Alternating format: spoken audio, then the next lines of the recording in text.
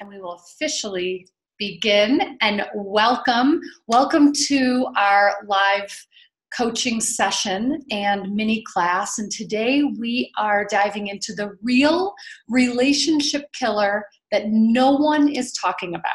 And I'm going to reveal that to you today because I'm willing to guarantee you that it is not what you think it is. So I want this session to be interactive.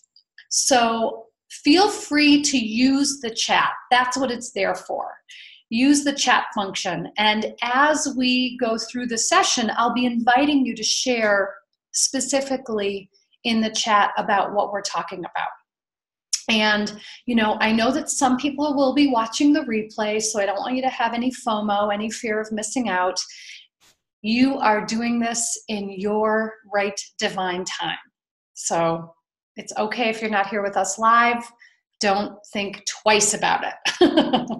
You're still going to have a personal experience. So first and foremost, I want to acknowledge you for taking this time for you. Whether you're here live, whether you're watching a replay, I want to acknowledge you for taking this time. And I know that many of you have been with me for a while, but for those of you who are new here, I want to take a moment to welcome you. And I also want to let you know a little bit about me. So just in a nutshell, I'm Nancy Levin, best-selling author, master integrative life coach, and I'm really here to support you in making choices and taking action to make yourself a priority and live life on your own terms. This can sound radical, and yet it's what I'm all about. This is how you are going to live the life that is in alignment with your truth and with your desire. So what you can expect during our time together. I'll give you the lay of the land so that we can explore together this topic that we're looking at about this relationship killer. I'm going to show you how you've likely been denying your own truth, why connection is more important than resolution, and how disappointment can actually be an opportunity.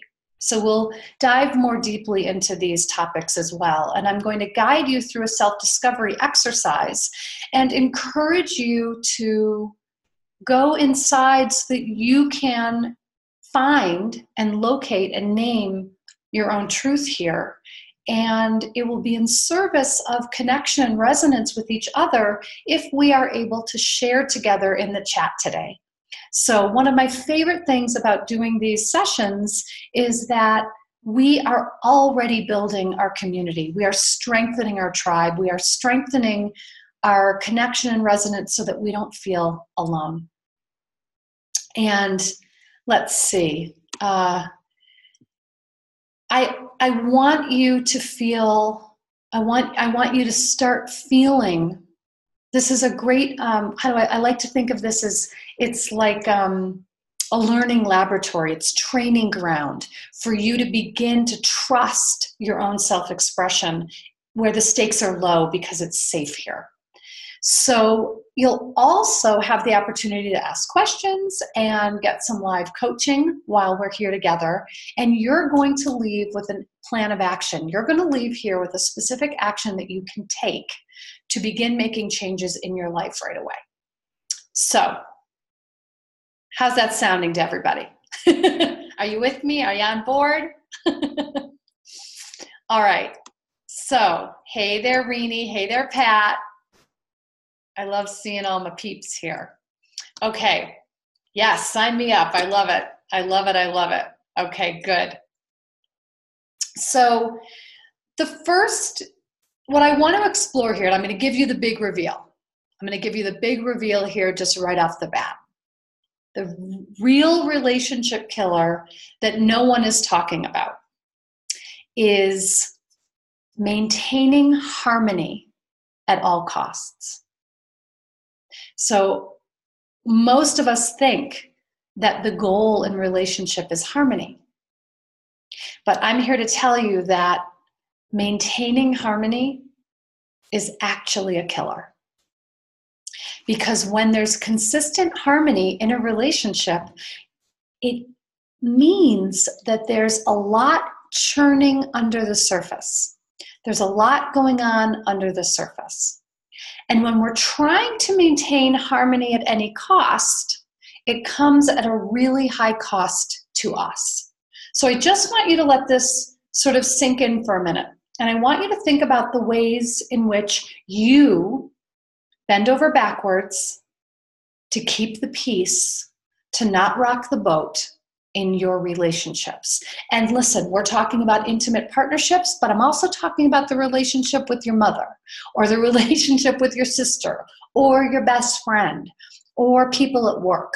I want you to start thinking about the ways in which you make it a priority in your life to make sure that everyone else is okay, and make sure that no one is mad at you.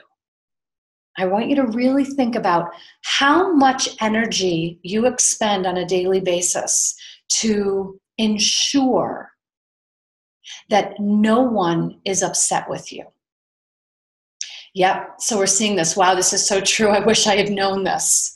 And then Lisa's saying, yes, I'm a fixer peacemaker. And Tanez, a lot. Exactly. So we're expending a lot of our energy on a daily basis managing the perception of others and managing people around us. And really what it comes down to is control, because we're feeling out of control. But again, when we're trying to keep the peace, we're abandoning ourselves, because we're putting our attention out there instead of checking in with ourselves first. And we're doing things we're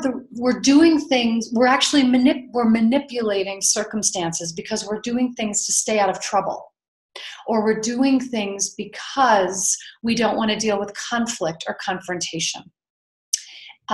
So Pat is saying, you're talking about me. I've done this so much of my life and breaking through it now, one day at a time. Yes, yes, yes. And then Lisa's saying, easier to fix others than ourselves. It's not actually.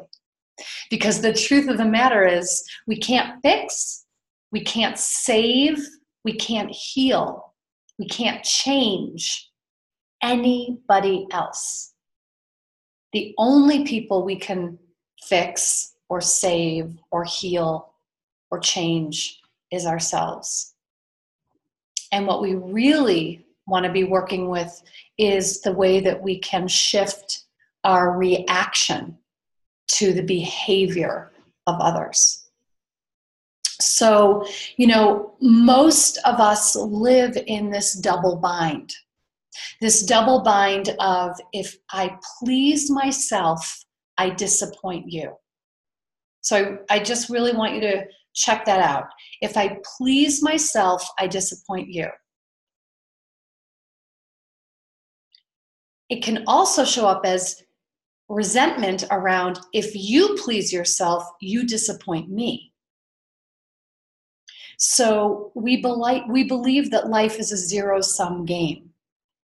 I want you to just check in with yourself around how this might exist in your own life. Do you notice this double bind in your own life? This experience of, like I was saying, if I please myself, I disappoint you. Therefore, better I not take care of myself, because I want to make sure that you're not upset or that I don't disappoint you.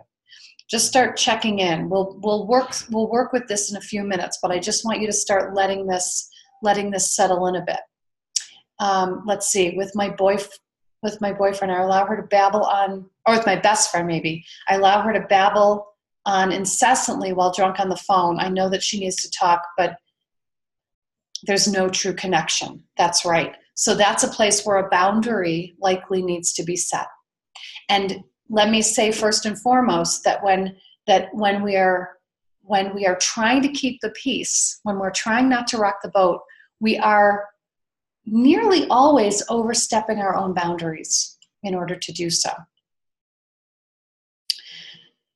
So let's see. Yes, this sounds very familiar. Yeah, I experience overwhelming anxiety even if I know someone's frustration or feeling of being annoyed or irked, not just anger or disappointment, is in any way because of me. And so here's the other thing I want you to know. We can't control the way other people respond. So I want to support you in being able to stand your ground and live in your truth and express your truth regardless of the impact. Now, let me be clear to say, I'm not saying that you're going to be reckless and that you're going to do things that are intentionally harmful or intentionally painful. But what I want you to see is that if you've been doing everything you can to maintain harmony, like I was saying before, it's coming at a cost to you, and you've been taking the hit for far too long. So you've been abandoning yourself, making everyone else more important than you. And so I want to support you in being able to take your own temperature first, checking in with what you need and making that the priority as opposed to what someone else needs. So I'm seeing, again, I have a friend who when sober is angry, when drunk, nice, but I'm never sure if I can trust this person. Yeah. Joanna, can you talk about when we have rocked the boat and set a boundary with a friend where there is now emotional and physical distance? I'm in the mourning process. It's like a limbo area. I'm glad I take care of myself, but there's a sadness as well. Yeah, and so here's what happens is you setting this boundary and holding it is actually revealing the bigger truth that you likely were avoiding up until the time that you set the boundary. And it might be that the friendship can't actually hold this boundary, that the other person may or may not be willing to do what's necessary to stay in the container with you. So there is likely emotional distance, there is physical distance, and it is a mourning process. But this is how you're honoring yourself. Because what I'm guessing is you reached a point where you realized, I need to actually take care of myself in this relationship instead of always making sure that the friend has what they need. So there will be a sadness, there will be a mourning, but I want you to stay connected to you around also what's coming up for you, what's happening for you. Are you able to live more truthfully? Are you able to live with yourself knowing the consequences of setting the boundary? Because there's always consequences on both sides. There's consequences of setting the boundary and there's consequences of not setting the boundary. So like you said, you're glad you're taking care of yourself, but there's a sadness as well. And that's part of life. It's part of truth and honesty in relationships. And so we want to be in relationships, friendships, family, intimate partnerships that can hold the truth of who we each are, even if we have differences. And if the container can't hold both of our truths, it's not a real relationship. It's not an honest relationship on the foundation of intimacy. It's an arrangement. It's a contractual agreement, but it's not an intimate relationship where our truth can be known.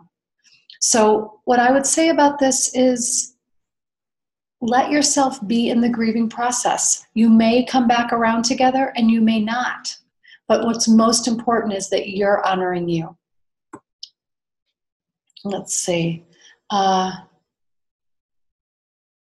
Yes, so there's a question here about how to set a boundary. And I love that you're bringing this up. So this is one of the most important topics that we can discuss, and I will be doing a whole separate live coaching and mini class on boundaries. But the most important thing is to know that your boundaries are your limits, that you need to discern for yourself. Your limits around what you will or will not do, will or will not tolerate, will or will not accept, and then naming them clearly with someone else from the place of, here's what's important to me, or here's what I am choosing to do or not do, or here's what I am choosing not to accept or tolerate. And in order to take care of myself, here's what I'm choosing to do instead. So this can very simply, because I've seen some things in here about alcohol, excuse me, it can be very simple of, I'm uncomfortable when you have more than 2 drinks when we're together. So I'm simply letting you know that if you continue to do that, in order to take care of myself, I'm going to leave. So it's simply, it's not pointing the finger, it's not making the other person wrong. It's simply naming, I'm uncomfortable when you do this. So if it continues, in order to take care of myself, in order to honor myself, here's what I'm going to do. And then the most important thing around setting a boundary is to hold the boundary, because it's yours to hold. But like I said, I will be doing an entire mini class and live coaching session around this. So we will be working with this more over time. Stay tuned. And yes, it is profound. It is really profound to start taking yourself into account, putting yourself into the equation, making yourself the priority, because up until now, we have been taught to not be selfish, to take ourselves out of the way and make everyone else more important. But if you know me, you know I am on a crusade around reclaiming our selfishness. Really understanding that selfish is the antidote to self-abandonment. I want you to really hear that, because we're so used to the self-abandonment, and that's what drives us to create that harmony. And that drive is really coming from a codependent need. The overgiving, the overpleasing is the overcompensation that we do. So what needs to shift is this sense of inhabiting our own life, inhabiting our own bodies, inhabiting our own sense of being, and inhabiting our own truth. So again, this is about checking in with yourself first. What do I want? What do I need? What would feel good for me? Instead of always looking at, what do I need to do to make sure that everything and everyone is okay? I want you to stop and just think for a minute. Do you know what it's like when you're in that space, when you're experiencing a difference? And I'm using that word on purpose, because most of us get really out of whack when we start talking about conflict or confrontation or fighting. So I'm just going to bring it all the way back down to, that all originates, the root of all of that is that there is a difference. And so, like I was saying before, we want to be in relationships where the container of the relationship is strong enough to hold our differences, so that my truth can coexist with yours, even if there isn't agreement. And that's why I'm saying that connection is more important than resolution. So we can stay connected even when we're in conflict, even when we have differences. We can still stay connected. So you know what it's like when you're in that space of differences being revealed, or maybe that fight is just starting to happen, and maybe part of you starts to go numb, or part of you starts to want to check out, or part of you goes into an avoidance strategy. Here's the thing.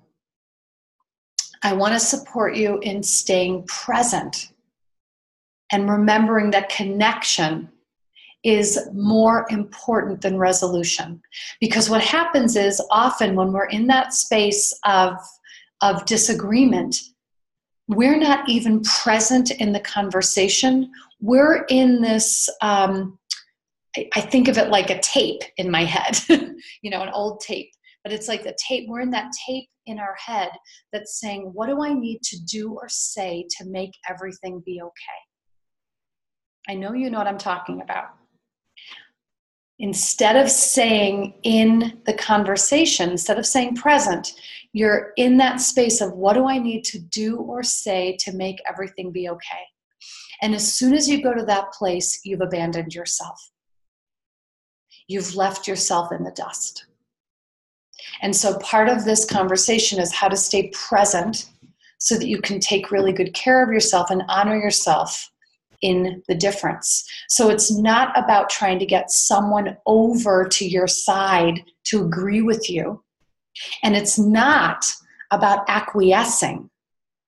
It's not about folding and giving in to someone else's position just so that the conflict will go away, just so that the difference will go away. So again, I want you to just take a moment here and think about in your own life, how often do you acquiesce? How often do you give in to someone else's position just so that there won't be any conflict, just to make the conflict go away? Because what's happening there is, again, when we do whatever it takes to maintain harmony at any cost, the cost comes to us. It's too great of a cost, actually, on us.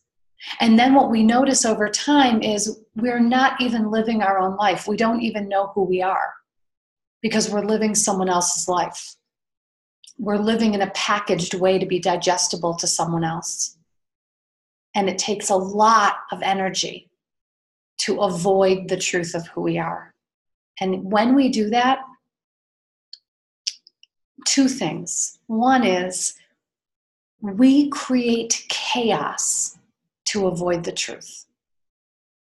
So I just want that to let that land for a minute. We create chaos to avoid the truth. And when we don't tell the truth, especially to ourselves, the truth is going to come out sideways. It will come out. It will just come out. It will come out sideways. So I'm just going to pop in here for a minute and see. Yes, so Srita, setting boundaries is hard enough, especially if it doesn't come naturally, but then to exercise that boundary when someone close keeps pushing because you are no longer compliant is draining. I hear you, it is. But I'm actually willing to go out on a limb here and say that it's more draining.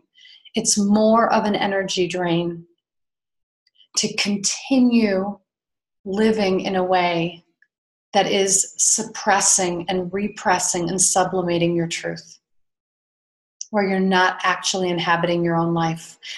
Setting boundaries is not easy. We didn't learn how to set boundaries. And so it is a skill. But I don't want you to think about setting boundaries as being mean or setting boundaries as being controlling even. I want you to start thinking of setting boundaries as honoring yourself, because that is what it is. Boundaries are so that we know where someone else and where we end and someone else begins. Boundaries are so that we can really know what's ours and know what is someone else's. And we want to set boundaries so that we really know ourselves. And so again, it's not just the setting of the boundaries, it's the maintaining of the boundaries, and it's a process. But I want you to really just check with yourself around what you said, because I have a sense that it's a habit for you to keep holding on to this story, that it's draining to keep pushing when someone else keeps pushing because you're no longer compliant, that's draining. I'm willing to bet that staying compliant is actually more draining to your soul than setting a boundary. So I just want you to think about that. Marty is saying, Nancy, can you speak again on arrangement versus relationship? Yeah, so to me, relationship is, the foundation of relationship is honesty, vulnerability, authenticity, truth-telling, sharing. And if those things can't exist in a relationship, it's not a relationship. It's an arrangement where I show up this way and you show up that way, and we're okay with it being just that way. But it doesn't allow for depth, it doesn't allow for growth, it doesn't allow for evolution, it doesn't allow for me to really be me and you to really be you. Let's see. Can you explain how we create chaos to avoid the truth? Sure. So I'll just give you, for example, from my own personal story, if you're not familiar with it, or maybe you are. So my truth was that shortly, I would say even before I got married, I knew that I didn't want to get married, and yet I did get married. And then very early on in my marriage, I started to realize that I felt unsafe emotionally, unsafe physically, and I wasn't able to be myself. I was in a very controlled relationship, and it was very hard for me to find my voice and to name my truth. So instead of actually naming the truth out loud of, I don't want to be married anymore, I had an affair. And I wrote about my affair in my journal. 8 years later, my husband read my journals and read about the affair. So I often say I set a bomb that detonated 8 years later. So I created chaos in my life, the holding of a tremendous secret, the creating of so much shame, the living in fear. I created chaos because I thought it was the easy way out. I thought having an affair was the easy way out. But the easy way out will always bite us in the ass in the end. So the me now would be able to actually say, hey, you know what? I don't want to be married anymore. But the me then didn't have the courage, the strength, the words. So this is what we do when we can't name our truth, when we're not living in our truth. We do all these other things. Like I was saying, we make these sort of easy way out choices. We create drama. We create chaos. We create disturbance. And yet the truth will always come out sideways. Okay, you're saying I get it now. Thank you. The way you explained it made me see how I do that too in my life. Yes. Absolutely. Mm-hmm. And Marty, thanks. Like Robert on my radio show this morning talked about not disclosing parts of himself to certain people, arrangement. Exactly. So that's referring to, we were talking about authenticity, and telling the truth and authenticity is critical in intimate relationships and in relationships where we're invested. But he was great. He said something about, he's like, I'm a liar. I lie when it's necessary in relationships where I'm not invested.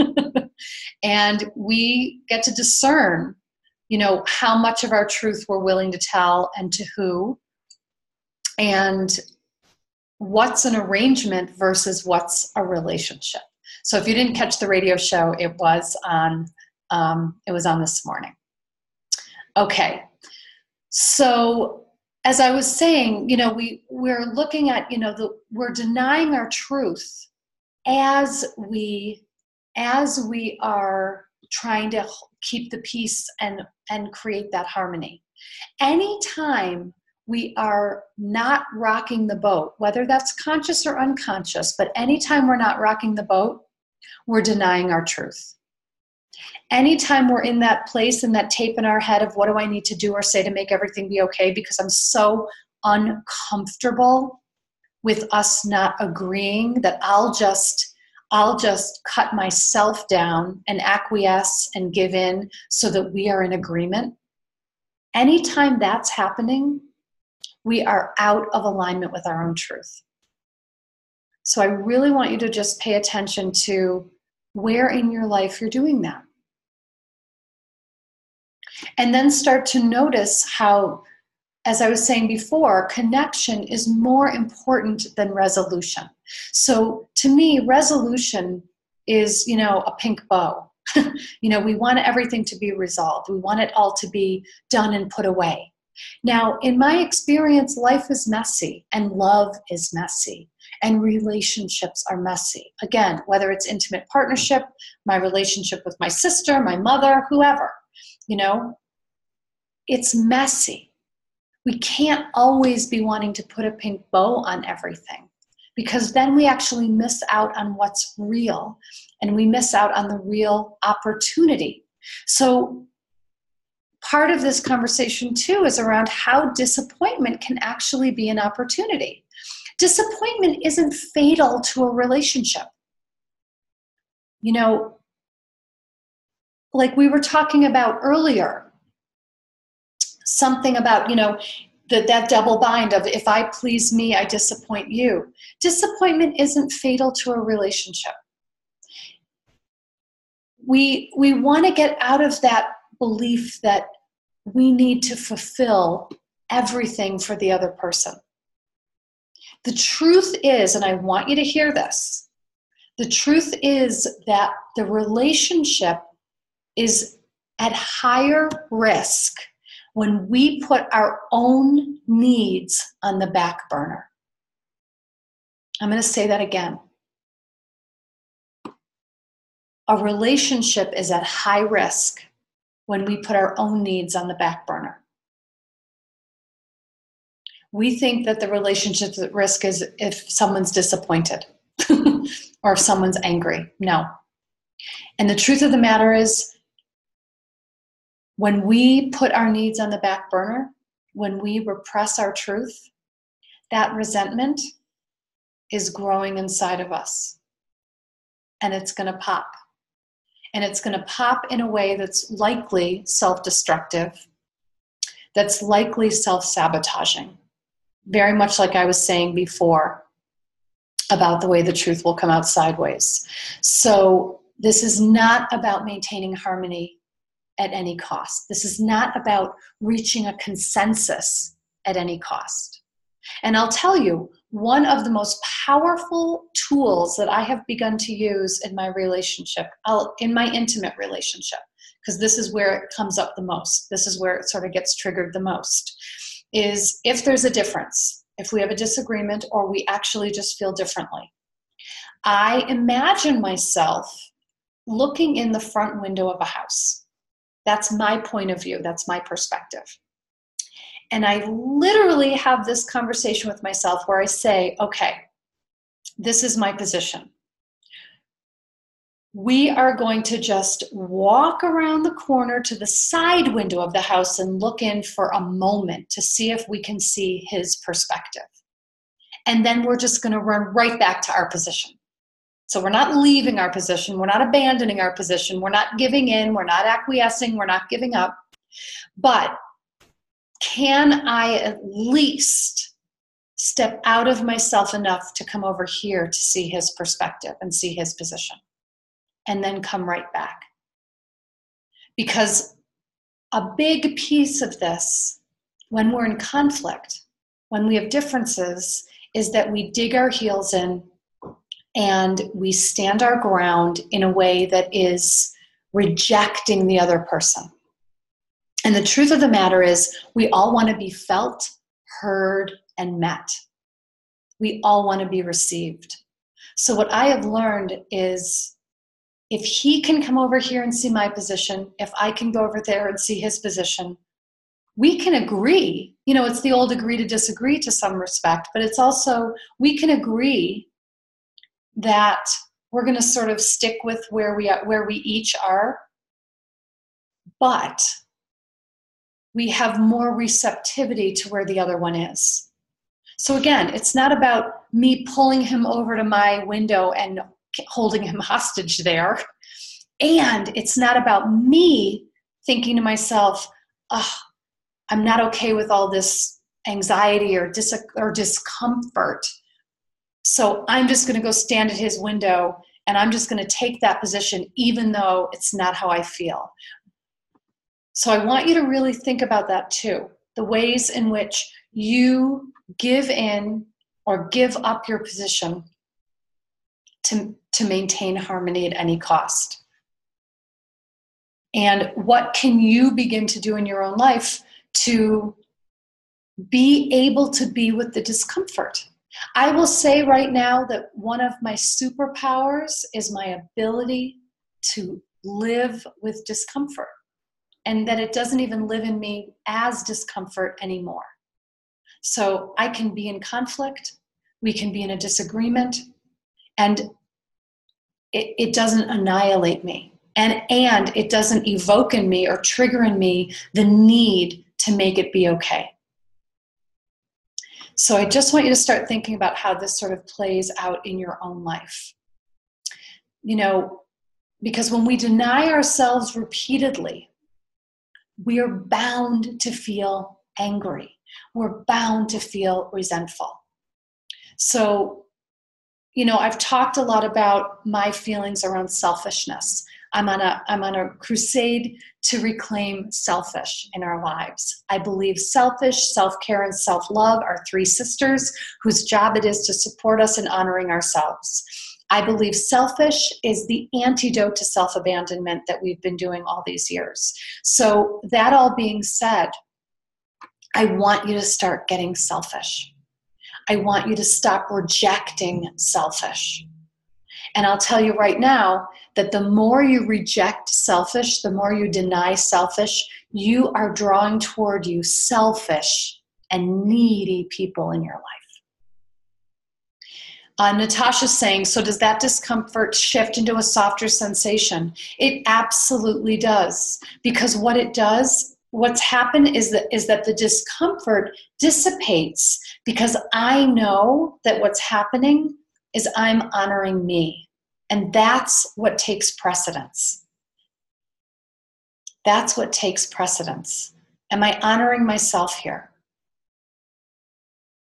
And that's just the simple question. Am I honoring what I feel, or am I trying to make the discomfort go away by giving in or giving up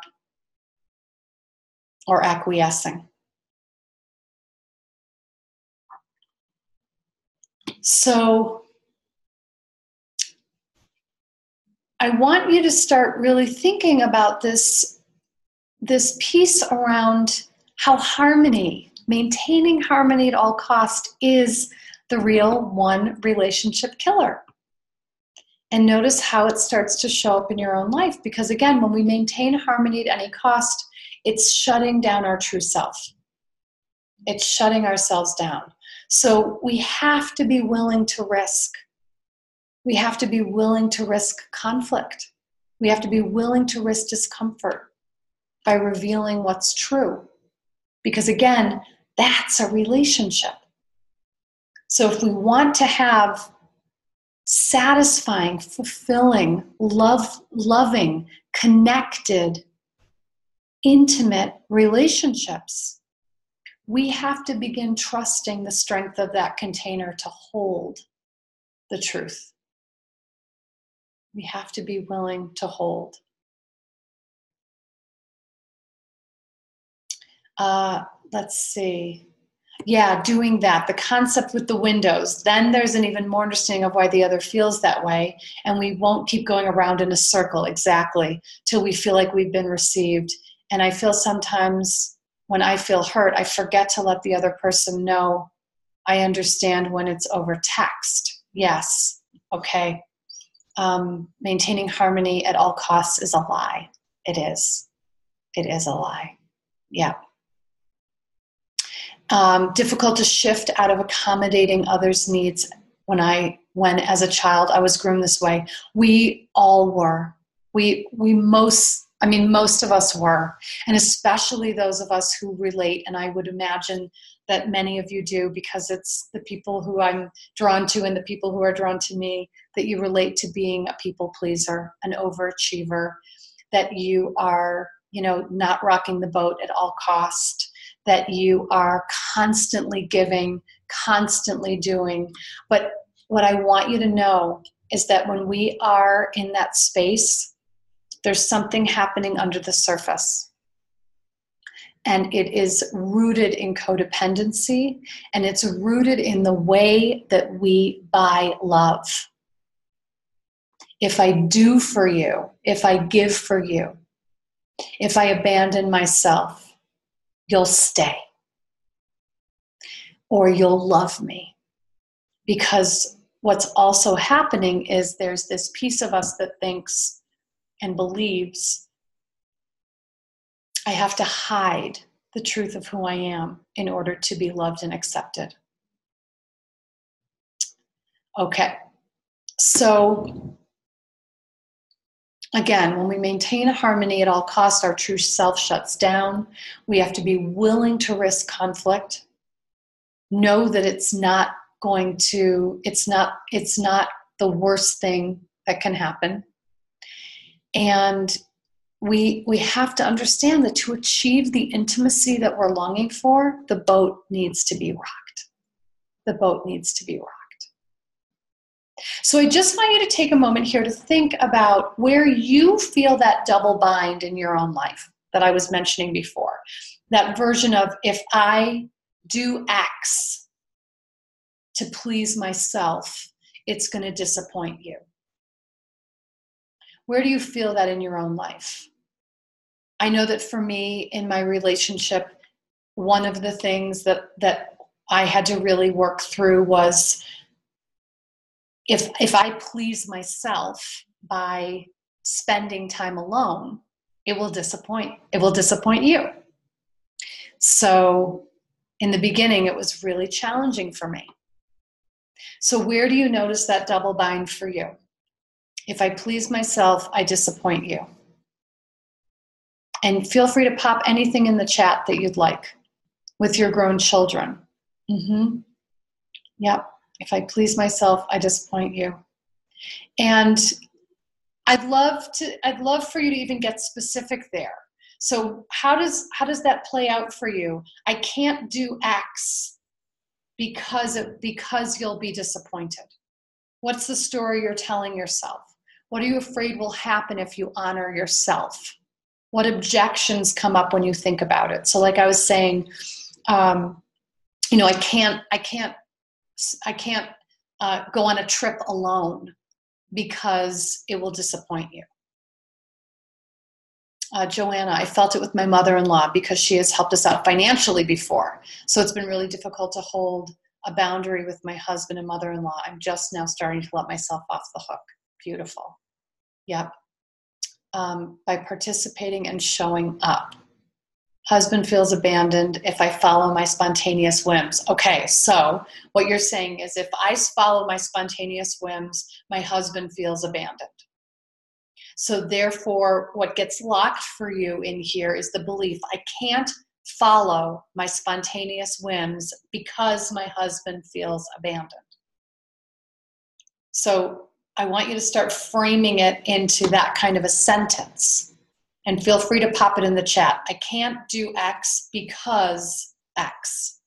And it's related to another person in your life. Again, if I please me, I disappoint you. So therefore, I can't do X because you'll feel Y. Lisa, it was with my ex-husband when I used my voice. So I can't use my voice because what's the end of that sentence, Lisa? I can't use my voice because my ex-husband will feel what?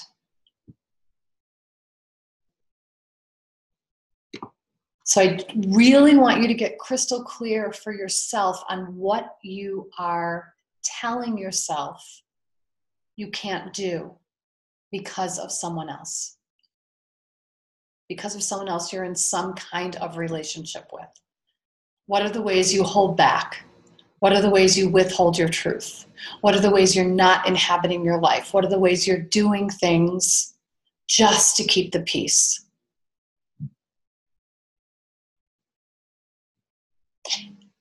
I'm with a guy who would love it if 365 days of the year I was home and woke up next to him and went to bed next to him. It's never going to be me. And so I make the choice to travel. I make the choice to do what I need to do, even if he doesn't like it or he's disappointed. Is it the end of our relationship? Absolutely not, because we're still together. So this is the way I want you to work with this. If I lived with, I can't travel because he wants me to stay home, I'll tell you what's going to happen. Resentment and anger are going to build.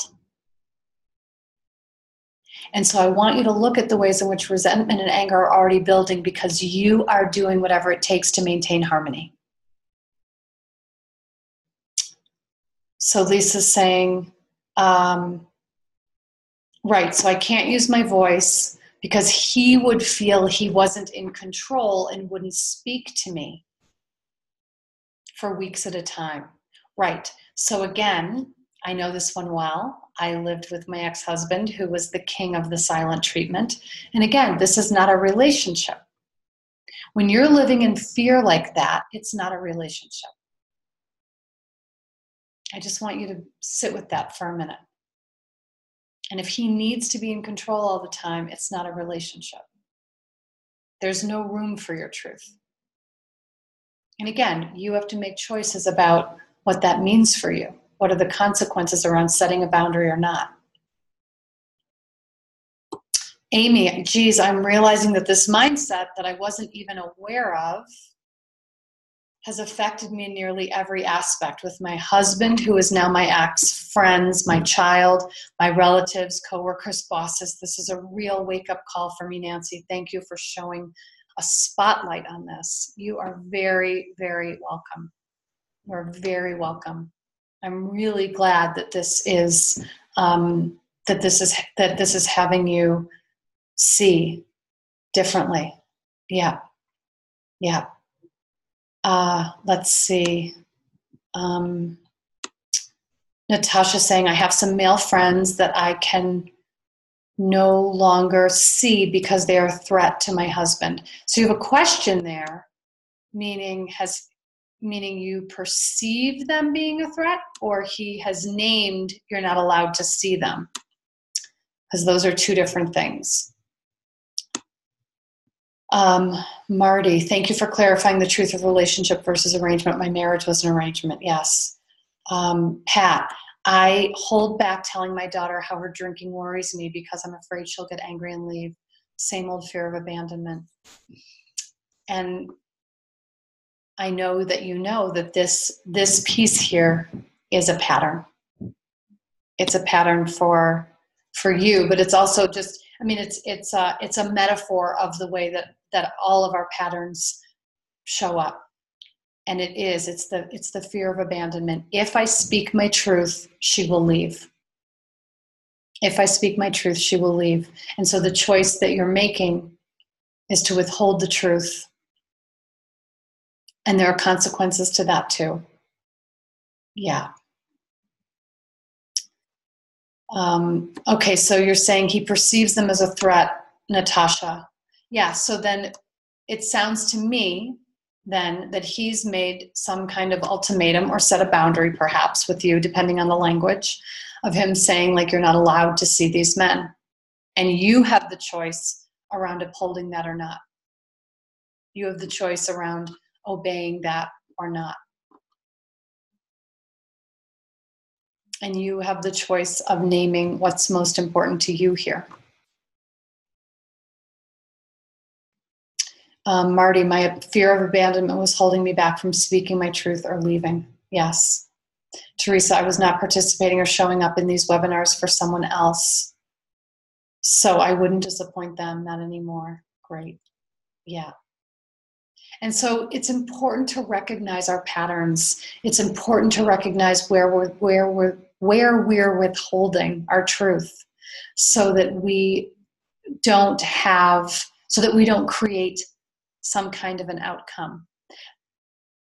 But what I want you to pay attention to, like I said before, is the ways that we create chaos when we avoid the truth. And it's highly likely that what will come up later will be bigger and more painful than if we name the truth now. Yes. So I want you to start thinking now also about what are your own non-negotiables? What are your non-negotiables? So a non-negotiable could be, Natasha, for example, I will be friends with anyone I choose. That could be a non-negotiable. I'm not saying that it is, or I'm not even asking you to adopt that. I'm just simply saying it's an example. I will be friends with whoever I choose. A non-negotiable could be, I must go to sleep and wake up on a schedule that suits me, not him. I'll tell you, this is something in my own life too. My guy would love it if I stayed up till midnight. I want to be drooling by 9 o'clock. That's just my truth. And so I know that I have to be really discerning about my sleep. I like to go to bed early. I like to wake up early. I don't like to go to bed late. I don't feel good when I go to bed late. And there are times that I make a choice and I think, okay, tonight I'll stay up, or tonight we're doing something. And tonight it'll be fun if we do this and I stay up till 11 o'clock. Big deal. But again, it's a conscious choice as opposed to doing it so he won't be mad at me. Doing it so I stay out of trouble. Doing it so I won't be punished. And in my own relationship, this has been something that's had to work out over time, because in the beginning he would pout, or in the beginning he would be moody if I went to bed at 9 o'clock. And I really was just like, this is how I'm wired. This is what I need to do for me. This is how I need to take care of me. So that's what we're talking about around the non-negotiables. That's what we're talking about around self-honoring versus maintaining harmony. What are your non-negotiables? And I want you to think about that.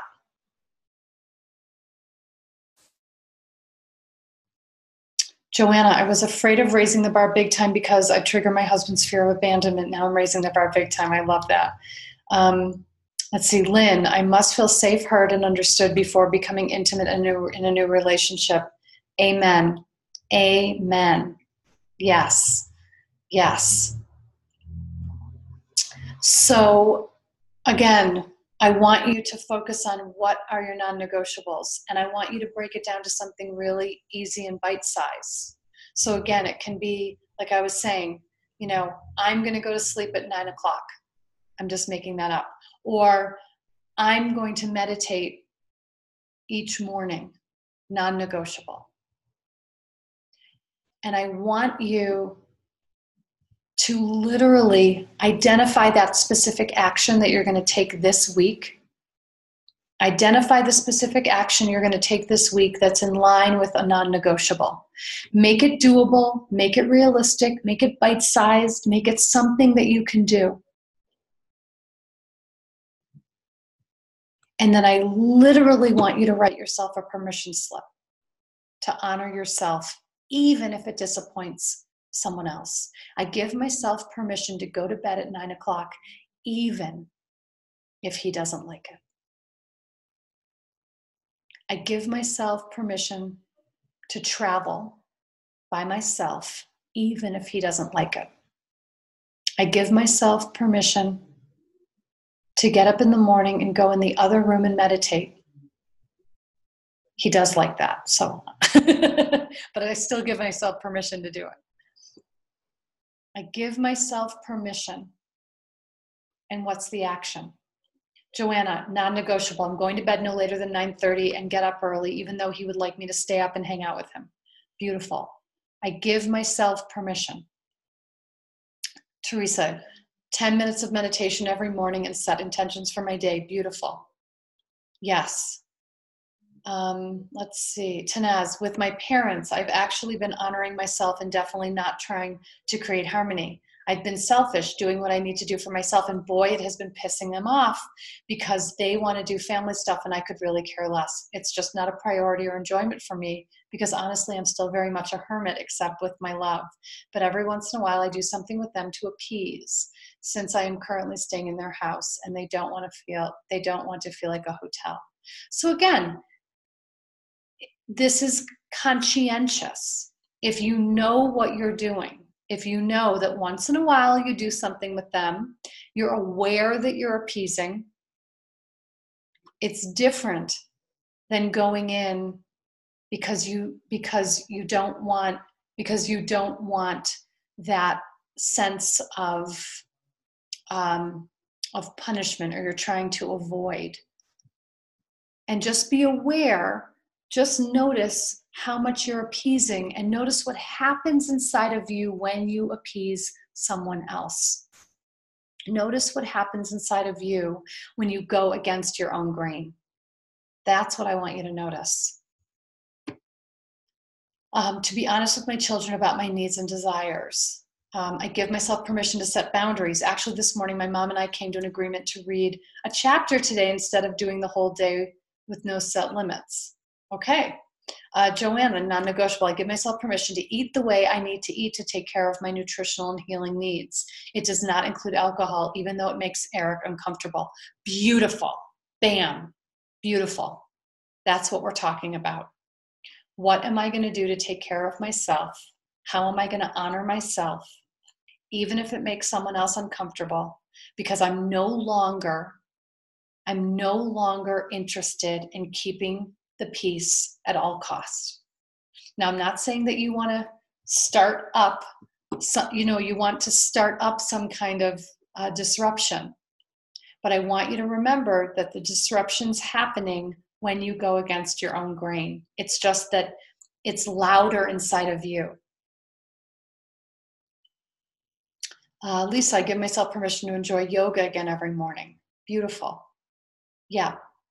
So again, pay attention to what you've not been allowing yourself to do because it would disappoint someone else. Write yourself a permission slip to honor yourself, even if someone else might be disappointed. What's the action you're going to take around your non-negotiable? And I'd love for you to come into my free Facebook group, transformtogether.us. If you're not in there already, I urge you to join us, because I'd love to hear from you in there. I'd love to keep this conversation going. Because here's the thing.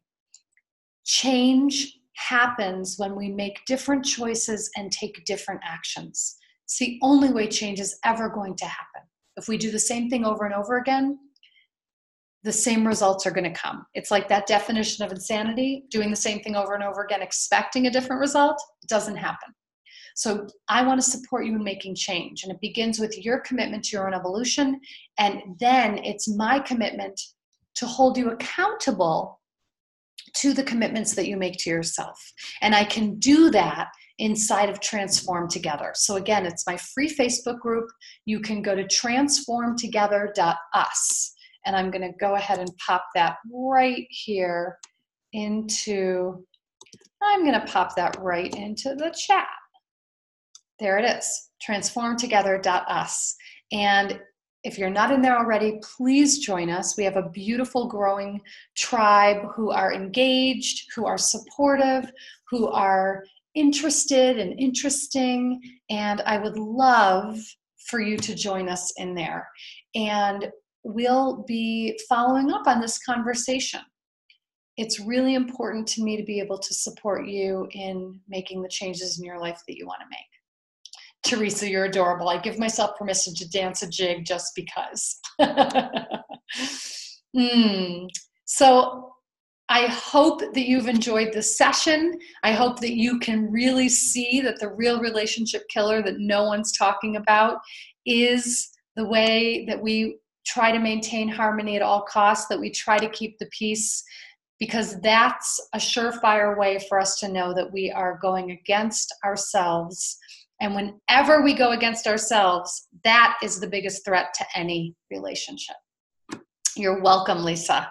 Thank you for being here. I'm really grateful that you were here. You will be getting the replay of this tomorrow if you want to watch again. And if you are watching on the replay, I am really glad that you took this time for you to do this exploration. Let's see. Thank you, thank you, thank you, thank you, everyone. Beautiful. Thank you all for being here. You're welcome, you're welcome, you're welcome. And stay tuned for more announcements upcoming, for more of these free mini classes and live coaching sessions. It's my honor to have the opportunity to support you in making change and live life on your own terms. All right, so hop on in the Facebook group so that we can stay connected in there. Take care.